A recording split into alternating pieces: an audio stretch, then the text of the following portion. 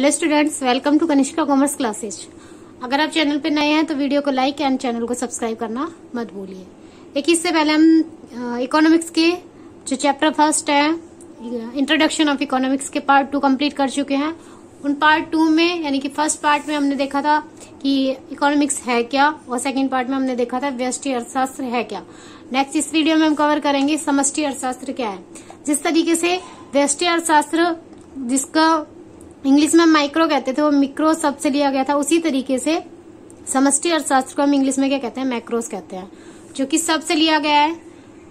Macro word macros जो Greek language है उससे लिया गया है, जिसका मीन्स क्या होता है, व्यापक।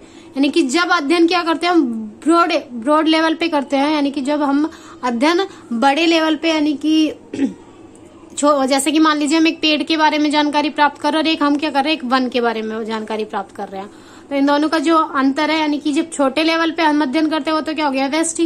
लेकिन जब बड़े लेवल पे यानी कि व्यापक उस पे लेवल पे हम अध्ययन करते हैं तो उसको हम क्या कहते हैं, समष्टि अर्थशास्त्र कहते हैं। तो देखिए, समष्टि अर्थशास्त्र में अध्ययन व्यापक एवं समग्र स्तरों के संदर्भ में किया जाता है। जब आपसे पूछा जाए समष्टि अर्थशास्त्र क्या है, कि ऐसा अर्थशास्त्र या फिर समष्टि अर्थशास्त्र जिसमें व्यापक और समग्र स्तरों के संबंध में क्या किया जाता है, अध्ययन किया जाता है, वो क्या कहलाता है, समष्टि अर्थशास्त्र कहलाता है। इसके बाद देखिए, समष्टि अर्थशास्त्र को सामान्य आय एवं रोजगार का सिद्धांत भी कहा जाता है। जिस तरीके से व्यष्टि अर्थशास्त्र को हम क्या कहते हैं, कीमत सिद्धांत के नाम से जानते हैं, सेम इसी तरीके से समष्टि अर्थशास्त्र को हम किस नाम से जानते हैं, सामान्य आय एवं रोजगार के सिद्धांत के नाम से जानते हैं। समष्टि अर्थशास्त्र में किस किस चीजों का अध्ययन किया जाता है, किन किन विषयों का अध्ययन किया जाता है। इसमें राष्ट्रीय आय के स्तर, यानी कि आपकी राष्ट्रीय आय कितनी है, एक देश है उस देश की इनकम कितनी है, प्रत्येक व्यक्ति के द्वारा जो कमाई जा रही है उन इनकम को जोड़कर हम एक राष्ट्रीय आय को निकाल सकते हैं। तो राष्ट्रीय आय का स्तर क्या है, उस देश के अंदर जो रहने वाले व्यक्ति हैं यानी कि एम्प्लॉय है, उनको किस तरीके से रोजगार मिलता है, रोजगार का लेवल क्या है, वो सब किसमें अध्ययन किया जाता है, समष्टि अर्थशास्त्र में। देश में बचत का स्तर क्या है, यानी कि किस लेवल पे जो लोग हैं वो अपनी सेविंग कर रहे हैं, उसका अध्ययन भी किसमें किया जाता है, समष्टि अर्थशास्त्र में किया जाता है। देश में विनियोग का स्तर क्या है, कि एक देश के अंदर जो व्यक्ति रह रहे हैं वो अपनी जो इनकम है उसका कितना हिस्सा विनियोग के अंदर लगा रहे हैं, वो सब भी किसमें आता है, समष्टि अर्थशास्त्र में। सामान्य कीमत का स्तर, यानी कि एक वस्तु उसकी कीमत किस तरीके से डिसाइड की जा रही है, किस क्या उसका लेवल है, वो भी किसमें डिसाइड किया जाता है, समष्टि अर्थशास्त्र में। आर्थिक वृद्धि एवं विकास में उतार एवं चढ़ाव, यानी कि एक देश का कितना आर्थिक विकास हो रहा है, उसमें कितना उतार चढ़ाव आ रहा है, कम हो रहा है, ज्यादा हो रहा है, उस चीज का भी अध्ययन हम किसके अंदर करते हैं, समष्टि अर्थशास्त्र के अंदर करते हैं। तो देखिए, एक अर्थशास्त्री जॉन मेनार्ड किन्स है, जिन्होंने 1936 में अपनी एक बुक लिखी थी।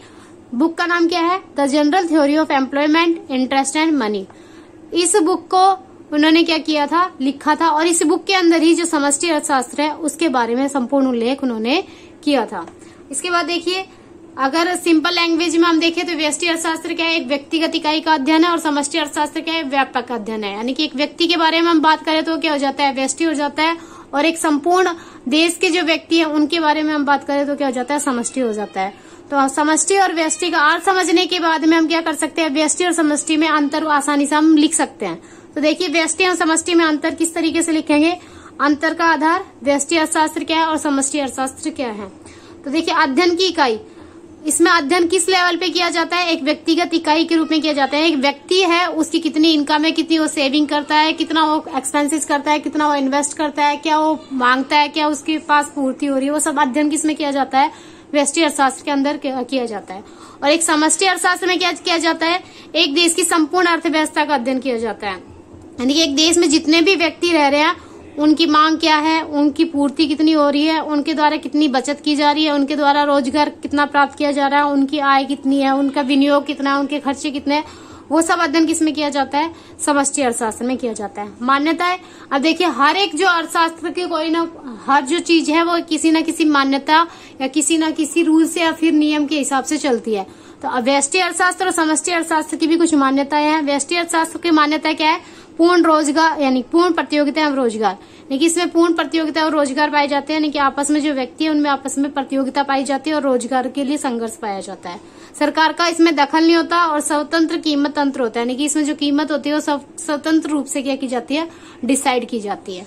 इसमें देखिए उत्पादन के साधनों का वर्तमान वितरण पहले से ही निर्धारित कर दिया जाता है, यानी कि जो इसमें जो है इस जो समष्टि अर्थशास्त्र है उसमें जो भी वितरण है किस तरीके से किया जाएगा पहले से ही गवर्नमेंट के द्वारा क्या कर दिया जाता है, डिसाइडेड कर दिया जाता है।